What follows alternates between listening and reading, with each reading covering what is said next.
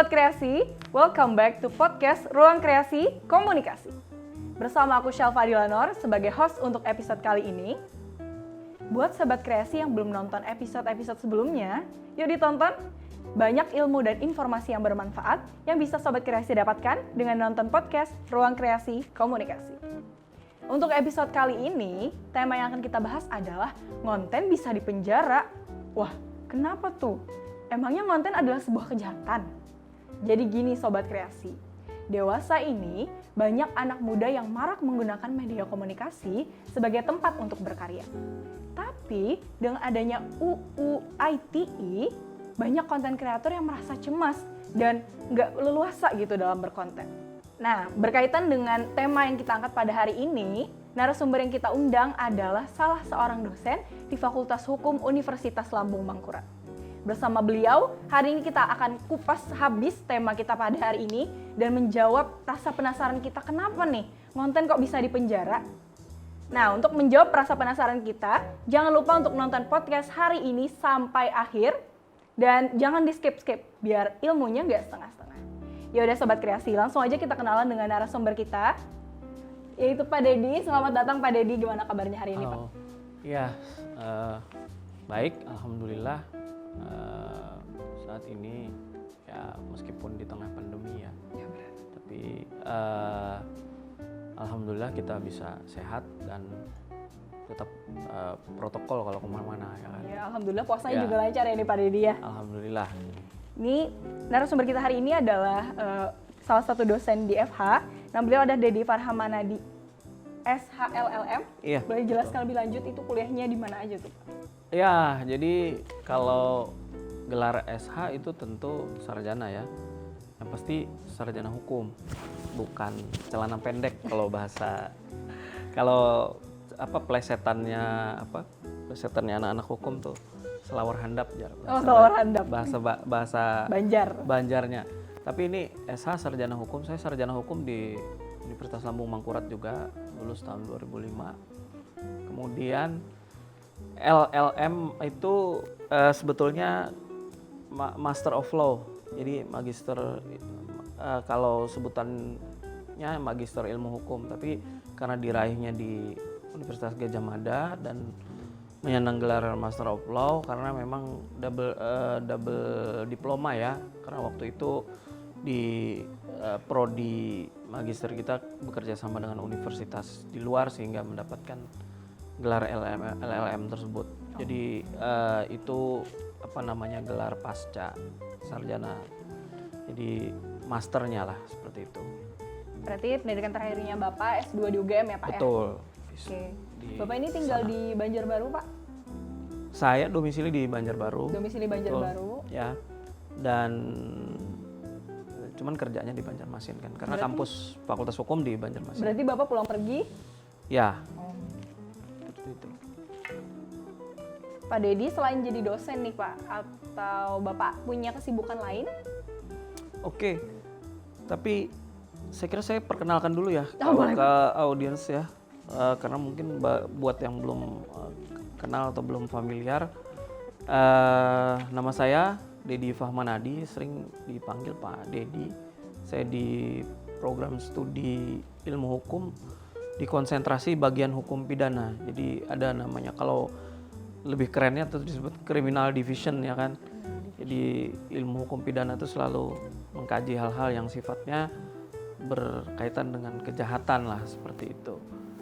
Atau yang lebih dikenal trending di telinga itu tindak pidana. Lebih seperti itu. Jadi di Fakultas Hukum Universitas Lambung Mangkurat di bagian pidana tentunya. Dan saya mengajar atau bekerja itu kurang lebih sudah lebih dari 10-15 tahun lebih. 15 tahun? Iya. Di Fakultas Hukum Di Fakultas ULM, Hukum Pak? ULM. Saya baca nih Bapak lektor hukum pidana, maksudnya? Ya, itu jabatan fungsional saya yang dalam status pangkat ASN itu memang untuk akademisi itu memang sudah ada di undang-undang seperti itu tahapannya. Jadi tahapan itu selain lektor, nanti kalau sudah ke golongan yang lebih tinggi mungkin lektor kepala dan seterusnya seperti itu. Ya. Jadi selain jadi dosen nih Pak. Jadi selain Pak jadi bukan? dosen, sebetulnya aktivitas di luar itu ya kita juga kadang-kadang terlibat dengan aktivitas dengan beberapa NGO ya, LSM yang sering meminta bantuan dalam bentuk konsultasi-konsultasi tentu terkait bidang hukum ya. Dan kemudian saya juga ada klinik hukum, yaitu suatu lembaga yang saya ciptakan untuk memang khusus dalam konteks edukasi hukum dan konsultasi hukum, ya kan. Tapi sifatnya berbeda dengan bantuan hukum, karena kalau memang nanti arahnya pada kasus tertentu yang memang memerlukan bantuan hukum, itu saya arahkan dengan advokatnya, pengacaranya. Kebetulan kita punya mitra. Nah itu saya kerjakan di luar dari institusi kelembagaannya. Berarti itu sifatnya konsultasi, tapi nanti tindak lanjutnya ke advokat gitu ya Pak? Tindak lanjut untuk penanganan perkara atau penanganan kasus kalau memang ada kasusnya. Oke. Ya. Menurut Pak Dedi ini seberapa menarik sih Pak mempelajari bidang hukum gitu? Ya, awalnya saya nggak sampai kepikiran, malah kepikirannya justru bahasa Inggris. Dulu Pak Ya dulu. Jadi obsesi saya tuh kebetulan dulu malah bahasa Inggris, tapi kemudian akhirnya lolosnya pada pilihan kedua jurusan fakultas hukum ya saya cobalah dengan segala sisa-sisa yang ada lah begitu. Semangat yang ada Ya, ya. akhirnya entah kenapa kemudian ya bisa menyesuaikan dan jatuh cinta dengan hukum sendiri itu. Jadi alami muncul seperti itu. Alami, bukan niat Ya. awal sebenarnya Pak ya? Ya, bukan niat awal memang, tapi akhirnya ya mungkin karena itulah yang mengakibatkan keinsafan untuk bisa mencintai. Artinya konsisten di situ bahwa hukum itu ternyata sebetulnya memiliki ciri khas tersendiri dan menarik untuk dikaji ya, sebagai satu ilmu yang hampir sama seperti komunikasi kan. Kita ada dalam level ilmu sosial seperti itu, ya kan. Jadi ya abstrak, tapi memang ada pada kebiasaan sehari-hari yang itu menarik untuk dikaji begitu. Di bidang hukum tuh sebenarnya ada berapa jurusan Pak? Kalau jurusan itu tidak mengenal jurusan di tempat kita, yang ada hanya divisi-divisi. Kalau di universitas lain mungkin departemen ya. Jadi kalau di Fakultas Hukum Unlam sendiri itu ada 5, yaitu bagian tadi pidana, ada bagian perdata, kemudian tata negara, dan hukum acara. Nah di Fakultas Hukum ada pengembangan daripada bagian yang namanya bagian hukum ekonomi. Nah, tapi masih jadi satu dengan bagian perdata ya. Nantinya akan mecah jadi satu bagian. Jadi sebetulnya akan ada 6 bagian itu. Nanti akan ada 6 divisi. Nah, itu yang ada di Fakultas Hukum, terutama Fakultas Hukum Unlam, Mbak. Dari beberapa jurusan tadi nih Pak, kenapa Pak Dedi milih hukum pidana sebagai konsentrasi studi Pak? Itu tentu berawal dari awal saya kuliah S1, ketika saya menyelesaikan studi itu belum terpikir untuk kemudian masuk penjurusan waktu itu. Memang nggak ada jurusan-jurusan ya di angkatan saya waktu itu, sehingga yang menempuh ujian akhir dengan skripsi apa itu berarti masuk dalam kategori bidang itu gitu loh. Nah kebetulan saya memang mengkaji bidang pidana, terutama waktu itu sampai S2 saya memang mengkaji masalah pers atau tindak pidana pers gitu. Jadi saya nulis skripsi itu waktu itu tentang pidana pers ya. Jadi entah kenapa, karena memang ada mata kuliah pilihan waktu itu yang ditawarkan di kampus, sangat menarik bagi saya dan memang itu langka, orang-orang nggak terlalu tertarik, tapi saya justru tertarik dan ada motivasi dari salah satu senior waktu itu untuk mengkaji itu. Saya kasih bahan, kemudian diberi motivasi, akhirnya saya sampai S2 menekuni itu gitu loh. Sehingga memang tidak terlepas dari masalah hukum pidana lainnya. Kalau kata anak hukum, memang belajar hukum pidana itu ya koneknya dengan undang-undang namanya KUHP. Kitab Undang-Undang Hukum Pidana. Itu semacam pedomannya, aturan tertulisnya untuk anak-anak hukum pidana kalau mau belajar hukum pidana gitu. Sebenarnya ada yang bikin saya sendiri personal nih Pak penasaran. Kalau anak hukum berarti tiap hari ngapal undang-undang apa gimana nih Pak? Itu justru itu yang pemikirannya terbalik mestinya, tapi memang plesetannya begitu. Ya, saya sering tuh ceramah-ceramah di kuliah tuh kasih ke anak-anak, jangan itu jadikan kenyataan. Justru sebetulnya di Fakultas Hukum itu undang-undang itu pasal per pasal itu cukup diingat, dibaca, bukan dihafal. Bukan dihafal, Pak. Iya, jadi bukan fakultas hafalan atau bukan fakultas undang-undang. Kan seperti itu tuh. Jadi keliru itu sebetulnya. Jadi ya cukup diingat, dilihat, membaca itu dibolak-balik, jangan dibaca kemudian tuntas, ya kan? Karena memang kitab Undang-Undang Hukum Pidana itu saat sekarang ya 489 atau 486 pasal kalau nggak salah. Ya. Itu yang sekarang. Nah, yang perubahan itu 786. Jadi kalau konteksnya ke situ udah ngeri duluan, minder mungkin orang ya. Gimana mau ngapal banyak banget? Nah, itu dia tuh. Jadi itu sih sekilas. Ya. Nih, dari CV yang kita baca nih Pak, ya. Judul skripsi Bapak tuh kan penegakan hukum pers, hubungannya dengan trial by the press. Oh iya. Nih, kenapa ngambil tema tersebut dan maksud dari judul skripsi Bapak ini apa sih Pak? Iya, itu latar belakangnya unik ya sebetulnya, karena saya menemukan studi-studi kasus kalau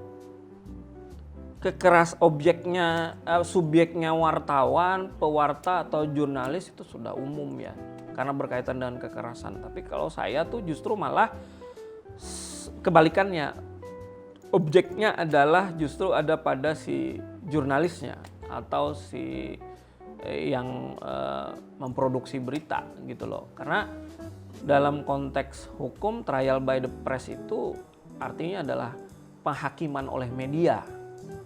Jadi saya tertarik itu karena justru dalam hukum tidak dibenarkan trial by the press itu. Nah, persoalannya adalah banyak produk-produk pers, produk-produk jurnalistik, waktu itu belum ada media sosial kan, masih era-era pers, majalah, surat kabar dan lain sebagainya, belum ada YouTube juga ya kan. Nah, itulah yang membuat saya melihat berita-berita itu justru kebablasan. Padahal ada prinsip bertanggung jawab kan, kebablasan malah cenderung menghakimi, terutama pada sajian berita-berita hukum yang ada di media massa. Karena begini, ini secara sederhana sekali, kalau kita melihat pengadilan ya, ada pencuri, diadili, posisinya itu masih berstatus terdakwa kan. Nah, terdakwa itu dalam hukum tuh belum dinyatakan bersalah. Belum jadi tersangka. Betul, bukan, justru tersangka itu sebelum terdakwa. Oh, sebelum terdakwa. Ya, kalau masih tersangka itu dalam proses kepolisian. Jadi dalam proses kepolisian, dalam proses penyidikan, ketika memang ada dugaan bukti kuat bahwa memang yang bersangkutan ternyata memang mencuri, berdasarkan tuduhan pasal itu betul alat buktinya, dia dinyatakan tersangka. Itu juga secara khusus belum dinyatakan sebagai seseorang yang bersalah. Karena ada asasnya, termasuk terdakwa tadi di pengadilan. Belum dinyatakan sebagai seseorang yang bersalah sampai ada putusan hakim, putusan majelis menyatakan bahwa terdakwa terbukti bersalah. Baru di situ seseorang dinyatakan terbukti sebagai pelaku tindak pidana. Jadi kalau sampai pengadilan dia duduk tuh tidak boleh sama sekali di framing sebagai pelaku. Jadi ada asas namanya presumption of innocent atau asas praduga tidak bersalah. Dalam hukum acara pidana itu asas yang universal. Jadi nggak boleh dilakukan pesan. Nah, saya tertarik karena itu dengan pemberitaan yang terlalu memojokkan seseorang yang di persidangan, otomatis menggiring opini publik menyatakan bahwa dia memang adalah pelaku pencurian. Padahal belum tuh diputus oleh hakim. Dia adalah memang seorang pelaku penipuan. Padahal belum putusan hakimnya. Publik sudah makan langsung apa yang diberitakan. Publik sudah mengatakan oh si A pelaku, si B penipu, ya kan? Nah, itulah yang terjadi gitu loh. Sehingga saya mengambil tesis dan skripsi penelitian tentang itu, tentang trial by the pers.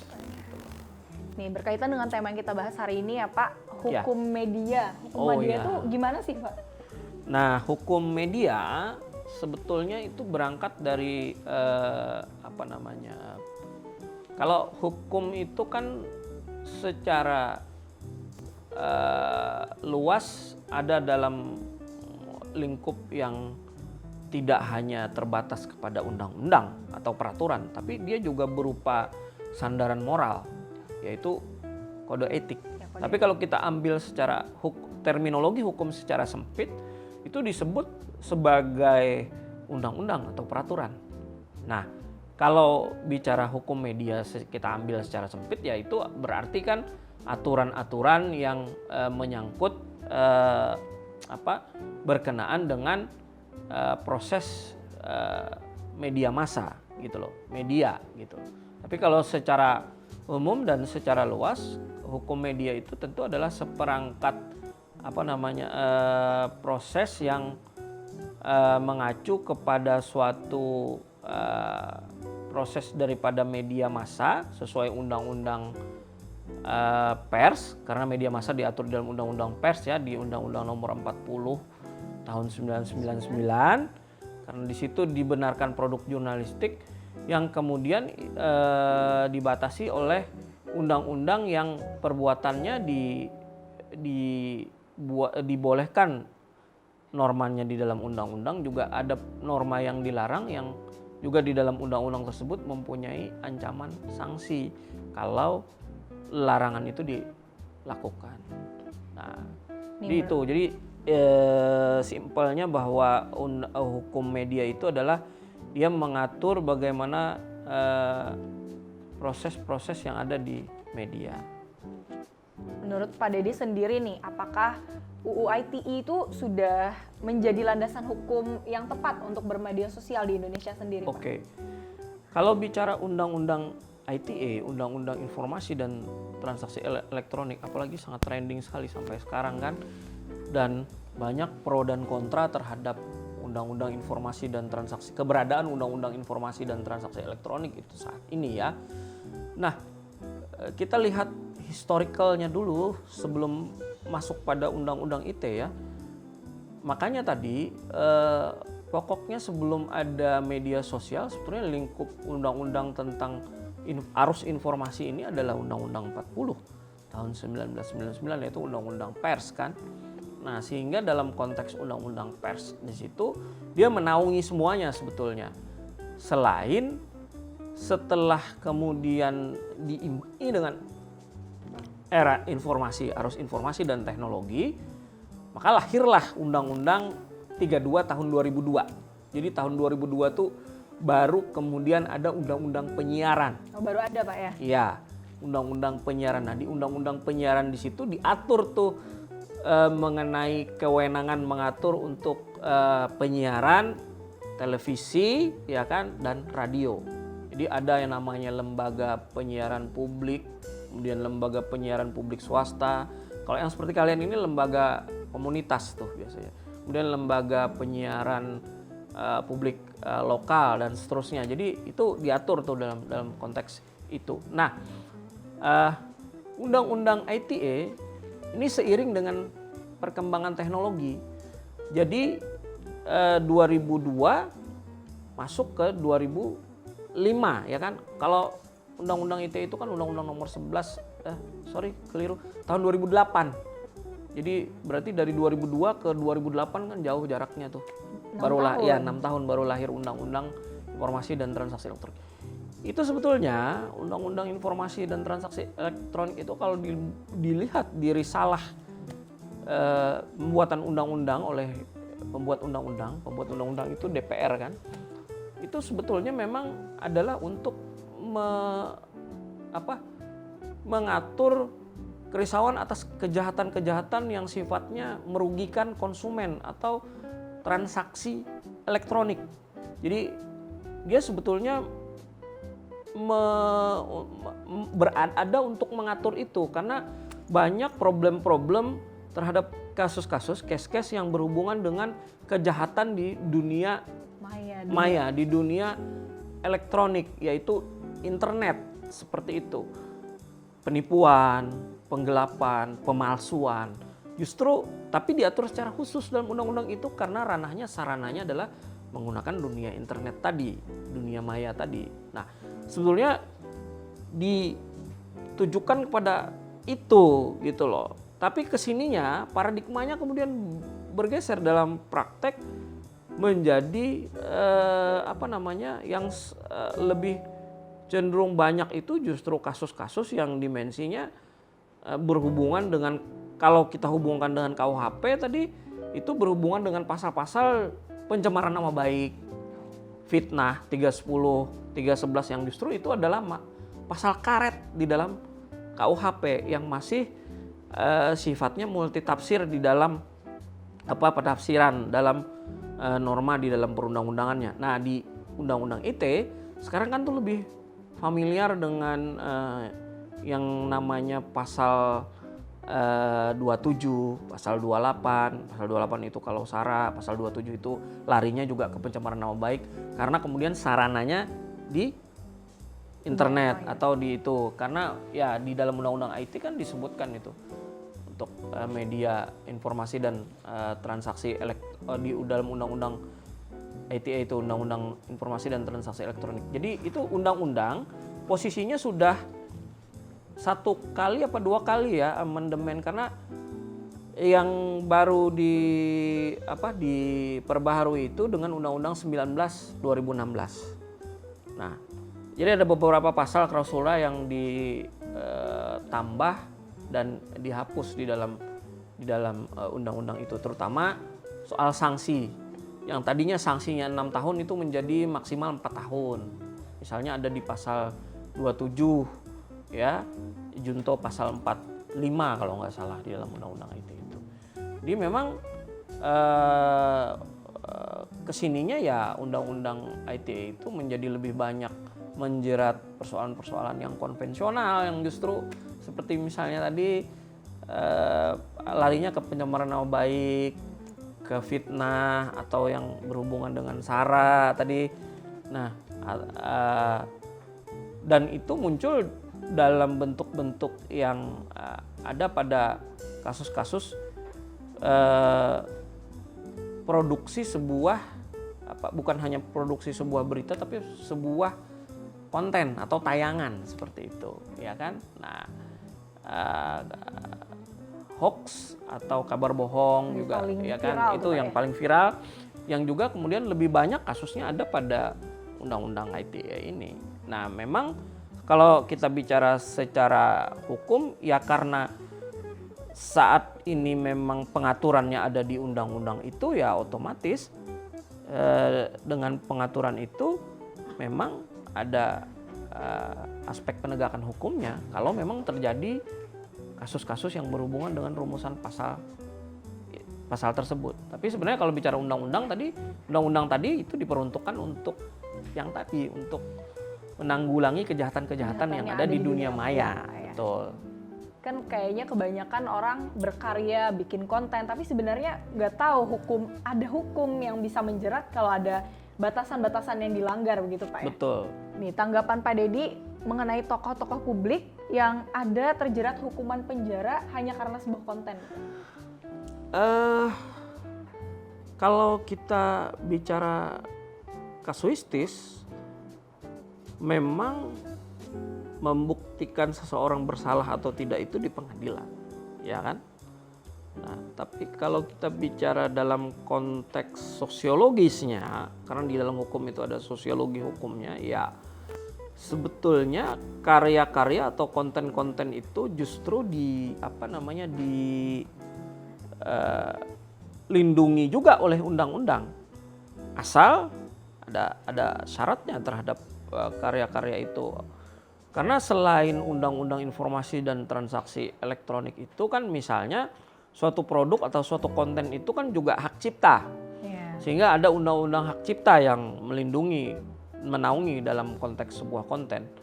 Yang jadi persoalan adalah ketika konten ini dilakukan dalam konteks tidak sesuai dengan pedoman kontennya. Ya kan? Tadi saya bilang ada undang-undang penyiaran kan? Iya. Nah, di undang-undang penyiaran itu sudah ada kode praktik, kode etik, ya kan? Termasuk dunia cyber. Dunia cyber itu sudah dibenarkan juga oleh Undang-Undang Nomor 40, ada pedoman cyber. Salah satunya yang paling gampang nih ya dipahami, dilarang memproduksi suatu tayangan yang sifatnya asusila. Anda bisa sudah berimajinasi perbuatan asusila itu seperti apa ya kan? Nah itu dilarang ya kan, tidak boleh itu. Bahkan yang bernuansa pornografi itu dilarang. Jadi ada pornografi, ada porno aksi juga, itu dilarang. Beda tuh Pak ya? Beda itu pornografi dan porno aksi. Tapi memang kalau di Fakultas Hukum tuh ada perdebatan, jadi ada kelompok yang pro, ada kelompok yang kontra, ya kan? Bagian mana tuh Pak? Dengan itu, karena memang kalau ya tergantung batasan sejauh mana kemudian suatu produk itu dianggap memang masih dalam batas wajar, ataukah justru itu di luar kewajaran, karena yang namanya tindak pidana itu adalah salah satu aspeknya adalah suatu perbuatan yang melawan kepatutan di masyarakat. Jadi kalau ada tayangan bugil di situ, saya tanya kan orang telanjang bulat di situ yang menonton anak-anak, orang dewasa kan gimana tanggapannya? Berarti tidak sesuai moral kan? Tidak sesuai. Bahkan melanggar kepatutan masyarakat kan? Orang pasti masyarakat menilai, wah kenapa terus bisa seperti itu ditayangin kan? Orang telanjang ada di situ tapi menurut yang kontra kan beda. Apakah kemudian itu dianggap sebagai sebuah seni? Tentu tergantung perspektif nilainya dan tergantung bagaimana program itu seperti apa. Nah, tapi kalau dalam konteks budaya kita tetap tidak boleh itu. Budaya timur soalnya ya, ya. Kita tidak boleh itu, ya kan? Meskipun secara kebiasaan kalau dalam konteks hukum adat ya ada daerah-daerah yang berbeda menanggapi itu.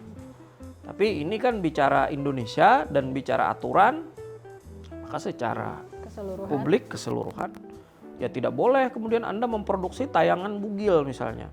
Apalagi tidak ada tanda yang setengah bugil saja misalnya ya kan.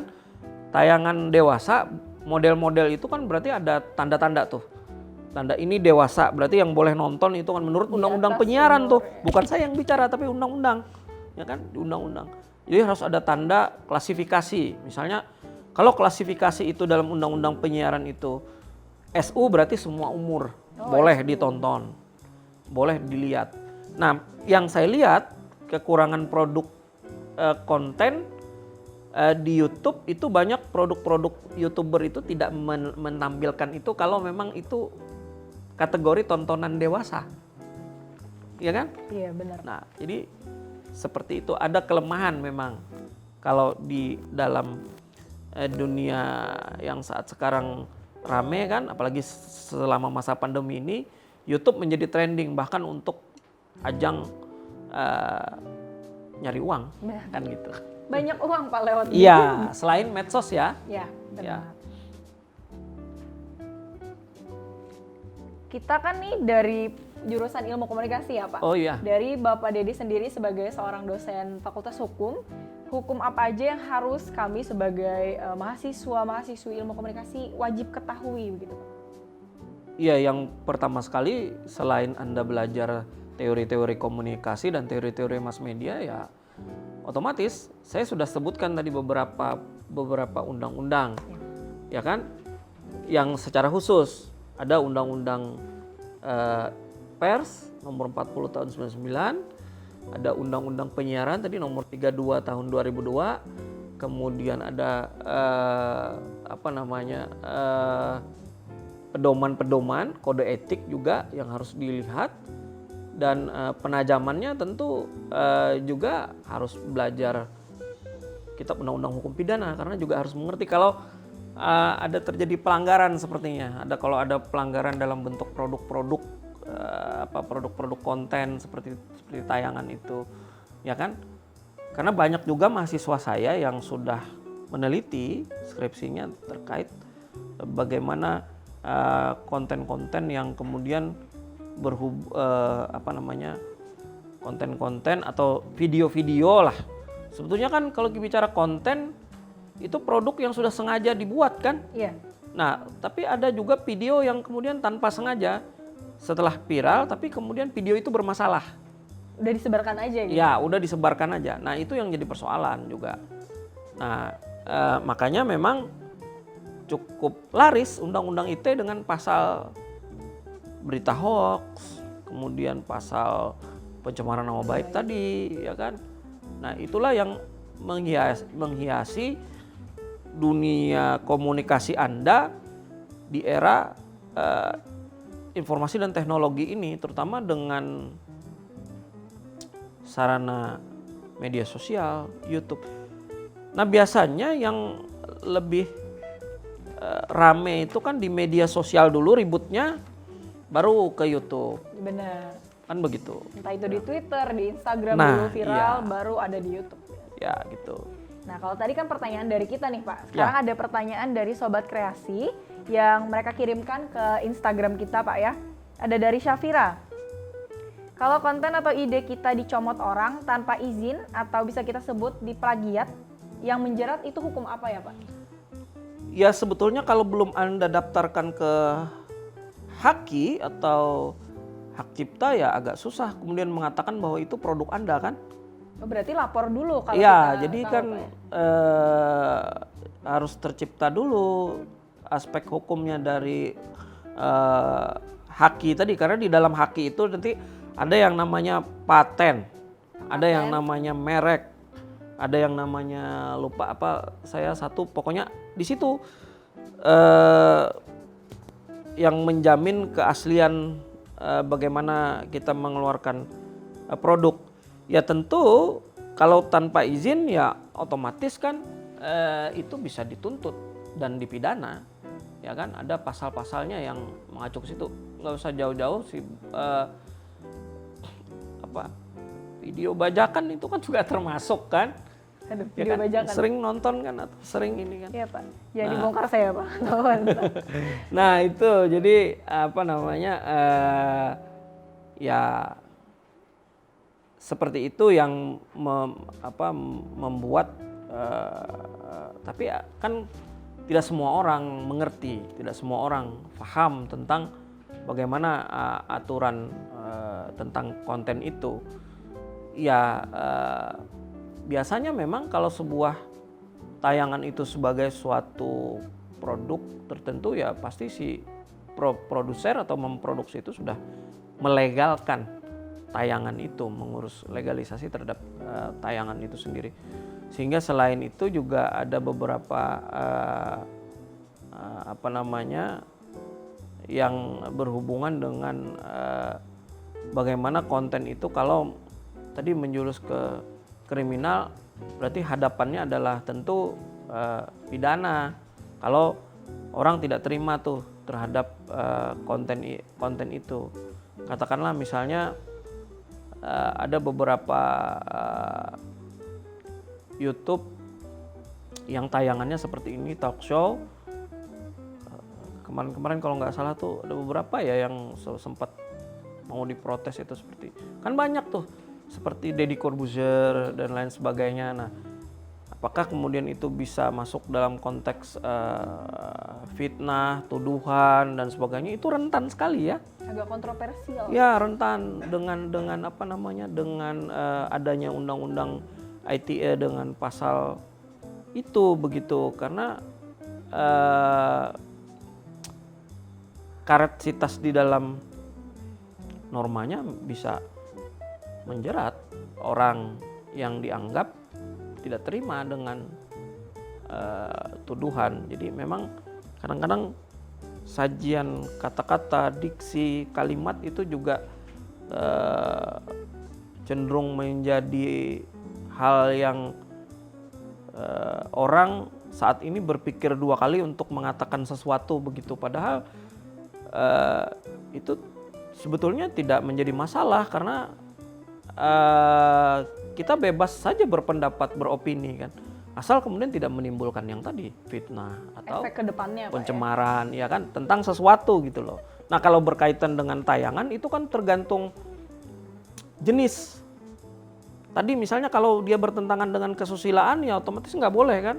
Karena di dalam YouTube itu saya lihat banyak variasi-variasi tayangan yang produksinya itu beda-beda. Termasuk yang kalau Anda perempuan itu sukanya kan shopping. Ya kan, selain di media sosial tuh ada jual beli online kan. Nah, harusnya itu yang lebih dikedepankan dalam undang-undang ITE. Ya. Tapi justru munculnya tuh malah pencemaran nama baik dan fitnah. Dan saat ini yang paling menarik itu adalah kasusnya Stella Monica di Surabaya. Dia curhat curhat tentang klinik kecantikan di media sosial pribadi dia, akhirnya berujung pidana, dilaporkan oleh kliniknya. Pencemaran nama baik jatuhnya. Pencemaran nama baik dan fitnah. Padahal sekarang bergulir di pengadilan tuh. Padahal dia cuman privat saja dalam akunnya dia begitu kan. Ya memang dalam beberapa entah bagaimana kemudian itu bisa terbagikan atau share seperti itu ya kan, sama seperti kasus Baik Nuril yang seorang kemarin dengan Baik Nuril itu dengan seorang kepala sekolah yang kemudian justru Baik Nuril yang menjadi bersalah begitu, karena padahal si kepala sekolahnya itu yang ada dugaan asusila, malah kemudian dituduh Baik Nuril yang memfitnah. Nah akhirnya kan pengadilan memutus bebas Baik Nurilnya. Jadi malah itu yang terjadi, bukan itu menjadikan suatu artinya ada masalah dalam penegakan hukum yang sifatnya ada pada dimensi undang-undang ITE tadi, terutama pasal-pasal itu tadi, pasal-pasal pencemaran nama baik, pasal-pasal yang berhubungan dengan fitnah itu. Karena harusnya kan kembali kepada KUHP. Karena ketika kita melihat di KUHP itu syarat-syaratnya ketat sekali. Bagaimana pencemaran nama baik dan fitnah itu bisa dipidanakan terhadap orang gitu loh. Salah satunya ada syarat publikasi. Kemudian kalau kemudian untuk kepentingan umum itu dilakukan, itu justru tidak masalah. Misalnya yang agak dekat dengan potensi hukum itu kadang-kadang berita yang sifatnya atau sajian informasi yang sifatnya reportase investigatif atas suatu kasus. Katakanlah majalah Tempo tuh sering ngulak-ngulik. Tapi dia masih dalam konteks tendensi dan asas berita yang proporsional sesuai kaidah jurnalistik, sehingga itu berjalan sebagaimana mestinya. Meskipun banyak kasus-kasus yang kadang-kadang kalau Anda lihat historikalnya, Tempo juga sering dituntut atau dipengadilankan, begitulah seperti itu. Tapi kan urusan salah atau tidak, ya itu kembali kepada pengadilan, gitu loh, kembali kepada majelis hakim. Jadi seperti itu. Kita lanjut ke pertanyaan selanjutnya dari Gevira ini Pak, kasus media seperti apa yang biasa atau sering Bapak tangani katanya? Ada beberapa kasus yang mungkin mereka konsultasi ke saya. Salah satunya adalah bagaimana menghindari dari problem pencemaran nama baik, tuduhan pencemaran nama baik tadi. Itu salah satunya. Dan yang kedua adalah bagaimana eh, hak-hak kerja dari jurnalis itu. Jadi itu ada dalam hubungan undang-undang perburuhan ya, berkaitan dengan itu. Tapi memang yang lebih banyak itu selain tidak hanya media atau jurnalis, tapi juga masyarakat ya. Masyarakat itu minta pencerahan, minta edukasi. Dan yang paling sering berinteraksi ke saya itu justru penyidik dari kepolisian atau penyidik atau pengacara ya. Jadi ada penyidik, ada pengacara yang lebih sering berinteraksi dengan saya berkaitan dengan beberapa kasus, terutama kasus-kasus yang ada hubungannya tentang terhadap undang-undang ITE, terhadap undang-undang pers juga ada, dan penyiaran juga KUHP. Yang paling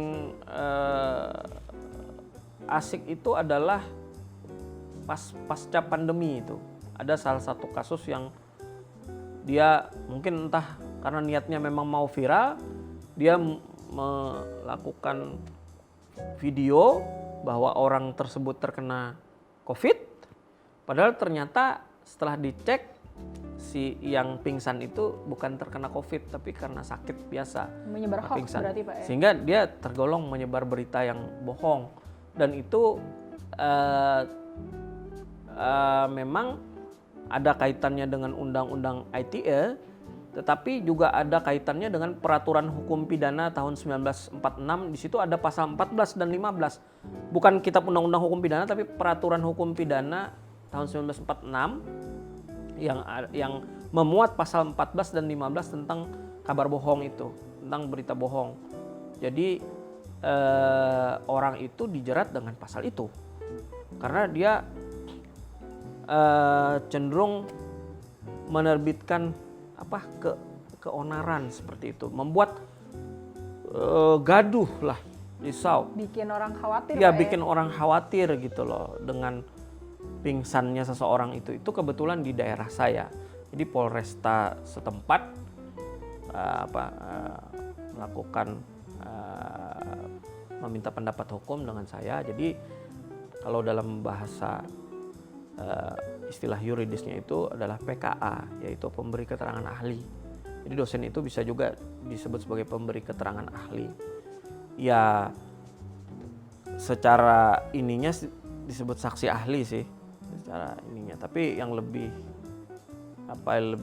lebih ilmiahnya gitu, lebih ininya adalah pemberi keterangan ahli. Jadi seperti itu. Berarti saksi ahli memberikan pernyataan, pendapat hukum atau pernyataan terhadap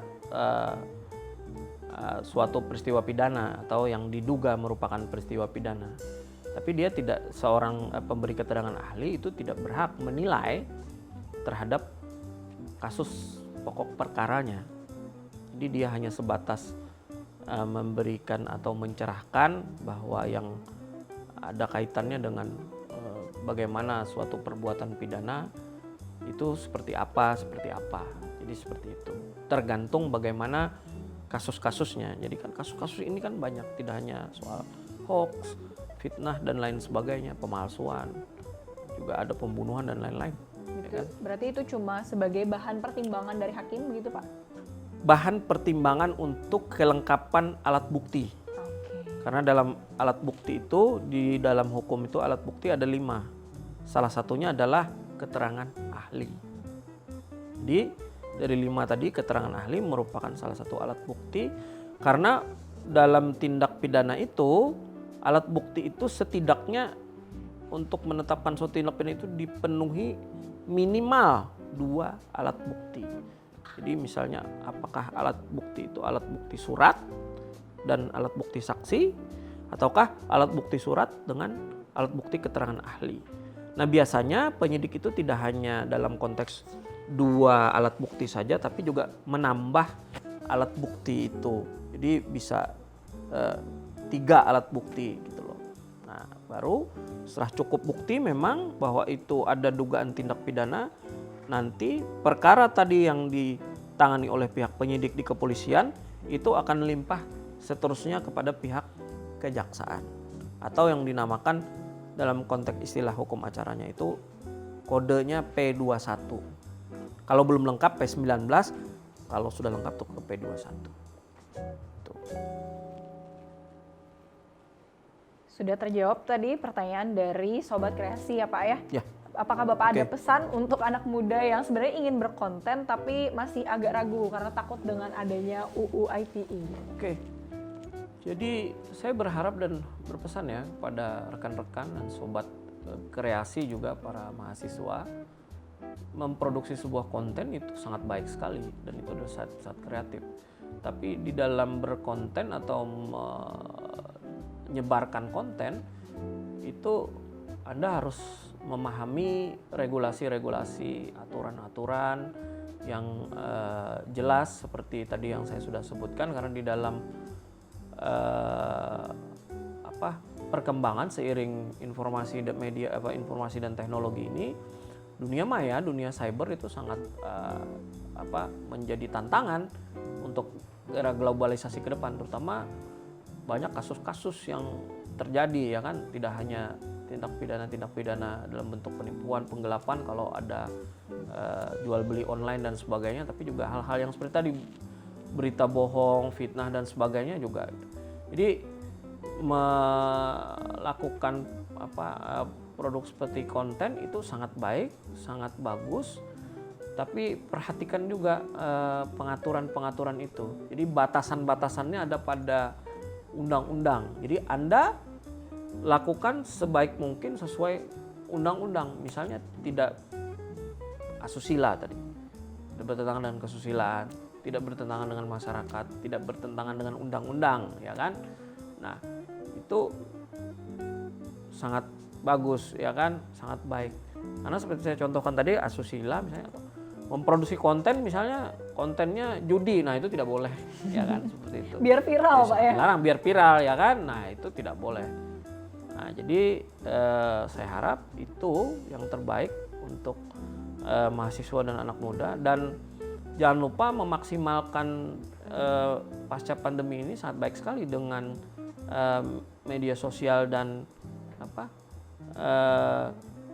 informasi dan teknologi, tapi lakukan yang terbaik yang itu bisa jadi panutan di masyarakat dan bisa jadi prestasi seperti itu. Dan kalau tidak menjadi prestasi, justru akan menjadi bumerang bagi Anda sendiri dan akan berhadapan dengan hukum. Oleh karena itu judulnya ya, apakah konten bisa dipenjara? Ya kalau dia melakukan kesalahan bisa dipenjara. Kalau enggak ya enggak apa-apa. Aman Pak ya? Aman. Karena kreatif nggak perlu keluar batas Pak ya? Ya, jadi harus ada batas-batas. Yang batas-batas itu sesuai undang-undang berdasarkan kewajaran, ya kan? Nah, kalau tidak wajar berarti ya Anda berhadapan dengan hukum. Siap-siap itu saja. Ya. Sudah dijawab narasumber kita hari ini pertanyaan-pertanyaan dari Sobat Kreasi. Seru banget nggak sih bincang-bincang kita pada hari ini? Dan terima kasih buat Pak Dedi udah bersedia hadir pada hari ini. Terima kasih juga buat Sobat Kreasi yang udah nonton episode kali ini sampai akhir. Nantikan episode-episode podcast lainnya dan jangan lupa like video ini, komen di bawah, subscribe subscribe YouTube channel kita di Komunikasi ULM. Jangan lupa nyalakan lonceng notifikasi biar Sobat Kreasi update video terbaru Komunikasi ULM. Sampai bertemu kembali di Ruang Kreasi Komunikasi.